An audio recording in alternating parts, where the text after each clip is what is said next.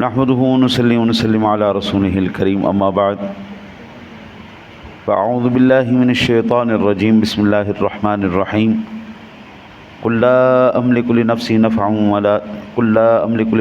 ضرا ولا نفعا الا ما شاء الله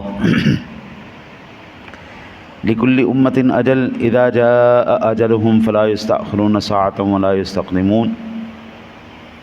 پیارے محبوب، آپ کہیے میں اپنی جان کے لیے نہ کسی ضرر کا مالک ہوں نہ نفع کا مگر اسی کا جو اللہ چاہے۔ ہر امت کے لیے ایک وقت مقرر ہے، جب ان کا مقرر وقت آ جائے گا تو وہ نہ ایک گھڑی مؤخر ہو سکیں گے اور نہ ایک گھڑی مقدم ہو سکیں گے۔ اس آیہ مبارکہ کے ضمن میں کل میں نے اللہ کے پاک کلام سے آیات مقدسات میں نے عرض کی تھی کہ اللہ کی عطا سے آقا جی علی نبینا علیہ الصلاۃ والتسلیم کی ذات گرامی وہ مدد فرما سکتے ہیں، وہ غنی کر سکتے ہیں۔ آج یہ احادیث مبارکہ سے میں عرض کروں گا۔ کل جب یہ میرا درس آنے اور ہوا تو ایک ساتھی نے اس پر یہ اعتراض کیا تھا کہ یہ جو آیات بینات آپ نے پڑھی ہیں، ان آیات بینات کے اندر تو اس دور کی بات ہو رہی ہے جب حضور سرور دو عالم صلی اللہ علیہ وسلم حیات تھے، اور آج انشاءاللہ وہ حدیثیں بھی میں عرض کروں گا۔ تو اس نے کہا کہ اس پر تو سب کا اتفاق ہے، جب حوالہ سامنے آ جائے نا جی اللہ کے قرآن کا تو پھر سارے مانتے ہیں۔ پھنساتے صرف ان کو ہیں جن کو قرآن کی آیات نہیں آتی، صحیح احادیث کے حوالے ان کو نہیں یاد۔ یہ حضور کی بات کرتے، میں نے حجر اسود کی آپ کے سامنے پچھلے درس میں عرض کیا تھا کہ حجر اسود بھی نفع دے گا اور نقصان دے گا۔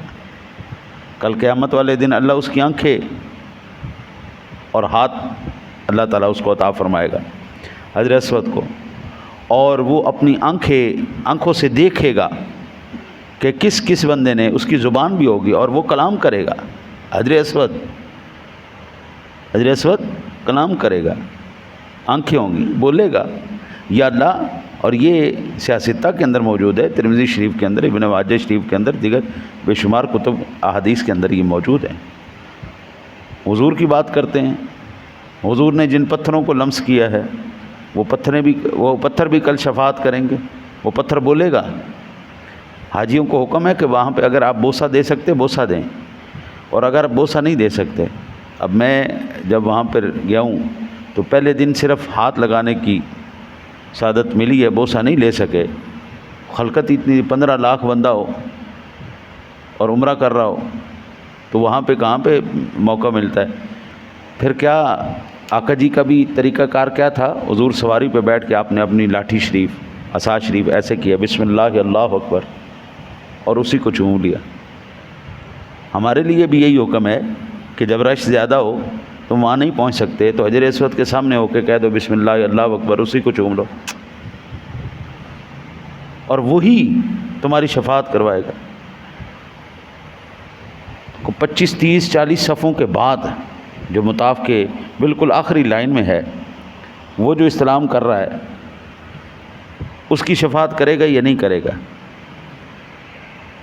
ہمارے سنی مسلمان گمراہ کیوں ہو جاتے ہیں، بھٹک کیوں جاتے ہیں؟ اس کی سادہ سی بات ہے، ان بیچاروں کے پاس حوالہ نہیں، ان کے پاس قرآن کی آیات نہیں، ان کے پاس احادیث نہیں، کیونکہ ہم نے تو علماء کے ساتھ واسطہ رکھنا نہیں۔ پہلی بات، علماء جمعہ کا بیان آدھا گھنٹہ پونا گھنٹہ کرتے ہیں، ہم نے سب سے اینڈ میں آنا ہے، اور پھر جب کوئی چلاک مکار آدمی چلاکی کرتا ہے، وہ معاملات ہاٹ ٹاپک چھیڑ کے ہیں جی کہ بھائی اللہ اور مخلوق کا مقابلہ کرواتا ہے، اور پھر ظاہری بات ہے ہر ایک بندے کے ذہن میں ہوتا ہے کہ اللہ تو اللہ ہی ہے، مخلوق۔ یہ نان سینس لوگ ہیں جو اللہ کا مقابلہ مخلوق سے کروانا ہے۔ وہ خالق ہے، خالق کا مقابلہ ہے ہی نہیں کسی کے ساتھ، ختم ہوگی بات، اس پر کوئی بحث ہی نہیں ہے۔ مالک مالک ہے، خالق خالق ہے۔ اب بات آئے گی تو مخلوق کی آئے گی، خالق اور مخلوق کی بات نہیں ہے، مقابلہ ہے ہی نہیں جی، مالک اور مخلوق کا کیا مقابلہ ہے؟ اگر موازنہ کیا جائے گا تو مخلوقات میں کیا جائے گا، اللہ نے کس کو کتنا عطا فرمایا یہ بحث ہوگی۔ آج میں احادیث میں سے ایک حدیث میں آپ کو عرض کروں جو صحیح بخاری شریف میں بھی ہے، صحیح مسلم میں بھی۔ ہمارا المیہ یہ ہے، ہمارا کیس بڑا مضبوط ہے، ہماری سنت کا کیس بڑا مضبوط ہے، لیکن ہمارا وکیل بڑا کمزور ہے۔ پھر وکیل تو جو ہمارے گواہ ہیں وہ اس سے زیادہ ڈھیلے، اکثر سنی 40 سال 50 سال وہ سنی رہتے ہیں، پھر یکدم ایک مکار آتا ہے، چلاک آتا ہے، وہ جناب ان کو ایسے گڑبڑاتا ہے اور آخر میں ان کا بیڑا غرق کروا کے ان کا سب بیڑا غرق کر دیتا ہے۔ کیوں؟ ہم نے علماء کے پاس بیٹھ کے اپنے عقائد کو سنا ہی نہیں۔ جب سنیں گے، اب یہ جو کل آیات میں نے بیان کی ہیں، یہ جس کے بھی ذہن میں ہوں گی وہ انشاءاللہ ان کے ہتھے نہیں چڑھنے والا۔ آج کی حدیث پاک یہ بخاری شریف میں بھی ہے اور مسلم میں بھی، اور یہ سب سے بڑا دھوکہ بھی یہی دیتے ہیں کہ بخاری مسلم میں دکھاؤ۔ بھئی بخاری تو 200 سال بعد آ رہا ہے، 150 سال بعد، 200 سال بعد جو آ رہے ہیں، آپ صرف انہی کو حجت مان رہے ہیں، باقی کتابیں کدھر گئیں؟ دلیل بخاری اور مسلم نہیں، دلیل صحیح حدیث ہونی چاہیے۔ یہ بھی ایک بات نوٹ کریں، حدیث ہو، صحیح ہو، جس بھی کتاب میں ہے ہمارے لیے دلیل ہے، ہمارے لیے بخاری مسلم دلیل نہیں ہے۔ ہاں اس میں سے کوئی پیش کرتا ہے تو ٹھیک ہے، سند صحیح ہونی چاہیے، اس میں بھی روایتیں ٹھیک نہیں ہیں، ہاں جی۔ اچھا جی، اب یہ ایک حدیث پاک بخاری اور مسلم میں دونوں میں ہے، اسی میں سے حضرت سعد بن سعد رضی اللہ تعالیٰ عنہ بیان کرتے ہیں کہ خیبر کے دن رسول اکرم صلی اللہ علیہ وسلم نے ارشاد فرمایا کہ کل لأعطین الرایہ غدا رجلا یحبہ اللہ ورسولہ او قال یحب اللہ ورسولہ یفتح اللہ علی یدیہ، اللہ تعالیٰ میں کل اس بندے کے ہاتھ میں جھنڈا دوں گا جس کے ہاتھ میں اللہ تعالیٰ نے فتح لکھ دی ہے۔ صحابہ کہتے ہیں ساری رات ہم اضطراب میں رہے، ساری رات بھئی کس کو جھنڈا ملے گا، کس کو جھنڈا ملے گا، کس کو جھنڈا ملے گا۔ آقا جی علیہ الصلوۃ والسلام صبح تشریف لائے تو آپ نے آتے ساتھ ہی پوچھا بھائی علی ابن ابی طالب کدھر ہیں، حضرت علی کدھر ہیں، بلاؤ ان کو۔ عرض کی یا رسول اللہ صلی اللہ علیہ وسلم ان کی آنکھوں کا مسئلہ ہوا ہے، آشوب چشم ہے، تو وہ یا رسول اللہ آرام کر رہے ہیں۔ آقا جی علیہ الصلوۃ والسلام نے فرمایا بلاؤ علی کو بلاؤ۔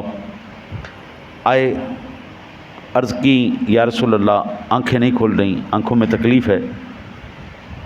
آقا جی نے اپنا لعاب دہن حضرت علی کی آنکھوں میں ڈالا۔ حضور نے کیا کیا؟ اپنا لعاب دہن حضرت علی کی آنکھوں میں ڈالا۔ یہ روایت کہاں ہے؟ یہ بخاری میں بھی ہے اور مسلم میں بھی۔ کل کی خبر جو تھی وہ خبر غیب کی خبر تھی یا نہیں تھی؟ کل کیا ہونے والا ہے؟ جو لوگ کہتے ہیں کہ کسی کو نہیں پتہ، بخاری مسلم بتا رہی ہے میرے نبی کو پتہ ہے، میرے نبی کو یہ پتہ ہے کل کیا ہونے والا ہے۔ حضرت علی المرتضیٰ شیر خدا تشریف لائے، ان کو کیا مسئلہ تھا؟ آنکھوں کا مسئلہ تھا۔ حضور نے کیا کیا؟ اپنا، اگر آپ اتنے سچے ہیں، آپ نبی کے برابر ہیں، ہاں جی، وہ کہتے نبی کی بس اتنی تعظیم کرو جتنی بڑے بھائی کی تعظیم کرتے ہیں۔ اگر آپ نبی کے برابر ہیں، نبی آپ جیسے انسان ہیں، تو نبی نے لعاب دہن لگایا حضرت علی کی آنکھوں میں، اور بخاری مسلم کی حدیث ہے وہ آنکھیں ٹھیک ہو گئیں۔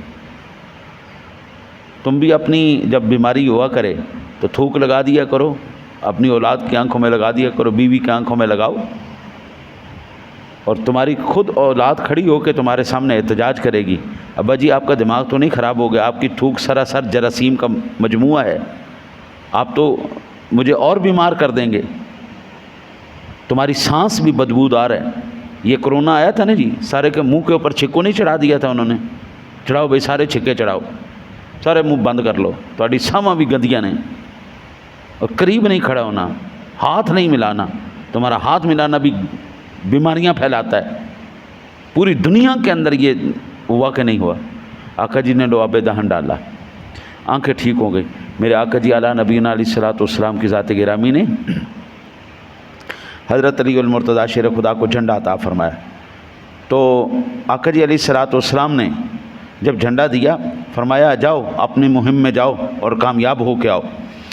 حضرت علی المرتضیٰ شیر خدا کہتے ہیں کہ یا رسول اللہ میں ان سے قتال کرتا رہوں گا حتیٰ کہ وہ ہماری طرح مسلمان ہو جائیں، اور یا پھر یا رسول اللہ ان کو ختم کر دوں گا، یا مسلمان ہو جائیں گے یا ختم کر دوں گا. آپ نے فرمایا تم اپنی مہم میں روانہ ہو حتیٰ کہ تم ان علاقوں میں پہنچ جاؤ، پھر تم ان کو اسلام کی دعوت دو اور ان کو بتاؤ کہ ان پر اللہ تعالیٰ کے کیا حقوق واجب ہیں.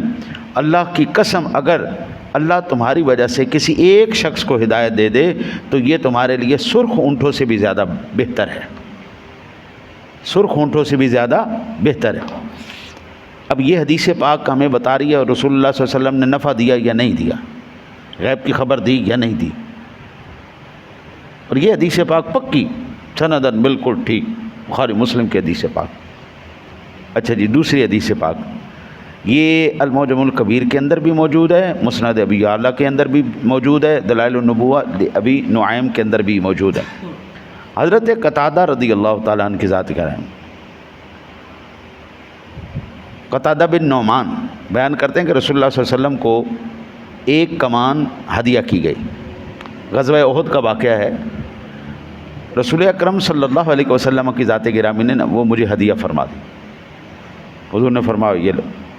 حضرت قتادہ کہتے ہیں کہ میں حضور نبی اکرم صلی اللہ علیہ وسلم کے سامنے کھڑا ہو گیا، آقا جی کے سامنے کھڑا ہو گیا، اور میں تیر چلاتا رہا حتیٰ کہ وہ کمان ٹوٹ گئی. اتنا تیر چلایا کمان ٹوٹ گئی. اب کہتے ہیں کہ میں جب کمان میری ٹوٹ گئی، اب میرے پاس تو اور کوئی چیز تھی نہیں دفاع کرنے کے لیے، تو میں خود آقا جی علیہ الصلوۃ والسلام کے سامنے ہو گیا. آقا جی کے چہرے کے سامنے اپنا چہرہ کرنے لگے، ایسے ایسے جو بھی تیر آ رہا ہے ان کے جسم کو لگ رہا ہے، کوئی بازو پہ لگ رہا ہے، کوئی ٹانگ پہ لگ رہا ہے. ایک تیر ان کی سیدھی آنکھ میں جا کے لگ گیا. آنکھ میں لگا، ظاہری بات ہے تیر لگا، وہ آنکھ بہہ گئی اور ڈیلا باہر آ گیا. تیر جب نکالا ڈیلا باہر نکل آیا. حضرت قتادہ رضی اللہ تعالیٰ عنہ کی ذات گرامی کہتے ہیں کہ میں وہ لے کر اٹھا کر آقا جی علیہ الصلوۃ والسلام کی بارگاہ میں پیش ہوا. یا رسول اللہ میری آنکھ نکل آئی. آقا جی کے بھی آنسو نکل آئے. میرے آقا جی اعلیٰ نبی علیہ الصلوۃ والسلام نے دعا فرمائی، اللہم ان قتادہ قد عرض وجہہ لوجہک فاجعل عینہ العیون العوراء. یا اللہ قتادہ نے اپنے چہرے سے تیرے نبی کے چہرے کی حفاظت کی ہے، یا اللہ تو اس کی آنکھ کو واپس لوٹا دے. آقا جی علیہ الصلوۃ والسلام نے لعاب دہن لگایا اور وہ ڈیلا ان کی آنکھ میں لگا دیا اور دعا کی، یا اللہ یہ جو میں نے آنکھ لگائی ہے اس آنکھ کو دوسری آنکھ سے زیادہ تیز کر دے اور زیادہ صحت والا کر دے. حضرت قتادہ کہتے ہیں میری آنکھ وہ بھی میری تھی، لیکن جو حضور کے ہاتھ لگے تھے اور لعاب لگا تھا وہ آنکھ میری اس آنکھ سے بھی زیادہ تیز دیکھ رہی تھی. حضرت قتادہ رضی اللہ تعالیٰ عنہ آنکھ ٹھیک ہوئی نہیں. اسی طرح حضرت ابو ذر رضی اللہ تعالیٰ عنہ، یہ حارث بن عبید اپنے دادا سے روایت کرتے کہ جنگ احد کے اندر حضرت ابو ذر رضی اللہ تعالیٰ عنہ ان کی بھی آنکھ زخمی ہو گئی. وہ بھی لے کے حضور کی بارگاہ میں آ گئے، یا رسول اللہ تیر لگ گئے، آنکھیں زخمی. حضور نے پھر لعاب دہن لگایا، ان کی بھی آنکھیں ٹھیک ہو گئیں. یہ مسند ابو یعلا کے اندر مجمع الزوائد کے اندر یہ حدیث پاک موجود ہے. حضرت عثمان بن حنیف، یہ بڑا خوبصورت واقعہ ہے. حضرت عثمان بن حنیف رضی اللہ تعالیٰ عنہ کہتے ہیں کہ ان رجلا ضریر البصر اتى النبي صلی اللہ علیہ وسلم فقال ادعو اللہ ان يعافني. ایک نابینا شخص آیا اور عرض کی، یا رسول اللہ صلی اللہ علیہ وسلم دعا کیجئے، یا رسول اللہ میری آنکھیں ٹھیک ہو جائیں، میں نابینا ہوں، ٹھوکریں کھاتا رہتا ہوں، لوگ میرا مذاق اڑاتے ہیں، تو آپ مہربانی فرمائیں اللہ سے دعا کریں میری آنکھیں ٹھیک ہو جائیں. سبحان اللہ. میرے آقا جی علیہ الصلوۃ والسلام نے فرمایا ان شئت دعوت، اگر تو کہتا ہے نا تو میں تیرے لیے دعا کر دیتا ہوں. وان شئت صبرت فهو خیر لک، اور اگر تو صبر کر جاتا ہے نا تو یہ تیرے لیے زیادہ بہتر ہے، اللہ تجھے اس کے بدلے میں، صبر کے بدلے میں جنت عطا فرمائے. عرض کرنے لگا یا رسول اللہ صلی اللہ علیہ وسلم کہ فادعہ، یا رسول اللہ جب کریم کوئی وعدہ کرتا ہے تو وہ اپنے وعدے کو وفا کرتا ہے. ایسا کرتے ہیں جنت آپ اپنے صدقے دے دو ہمیں، آنکھیں میرے کہنے پہ دے دو. جنت اپنی مرضی سے دے دو، آپ یعنی دعا کر دو، تو آنکھیں میرے کہنے پہ دے دو. فادعوہ کہتے ہیں دعا کر دو.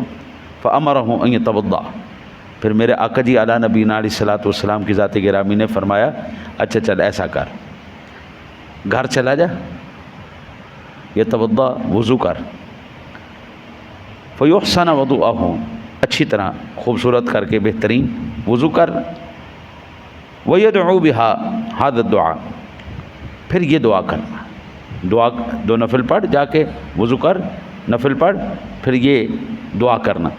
اللہم انی اسألک واتوجہ الیک بنبیک محمد نبی الرحمہ یا محمد انی توجہت بک الی ربی فی حاجتی ہذہ لتقضی لی اللہم شفع فی. اس طرح دعا کرنا، اے اللہ میں تجھ سے سوال کرتا ہوں، اللہم انی اسألک واتوجہ الیک، اور میں تیری طرف متوجہ ہوتا ہوں. کس لیے؟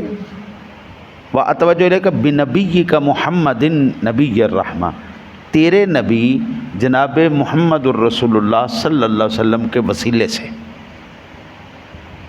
میں اب صحابی ڈائریکٹ نہیں مانگ سکتے تھے، حضور ڈائریکٹ نہیں بتا سکتے تھے. یہ حضور نبی اکرم صلی اللہ علیہ وسلم خود سکھا رہے ہیں صحابی کو کہ تو نے نا دعا کرنی تو ایسے کرنی ہے، اللہ سے سوال کرنا ہے اور متوجہ ہونا ہے.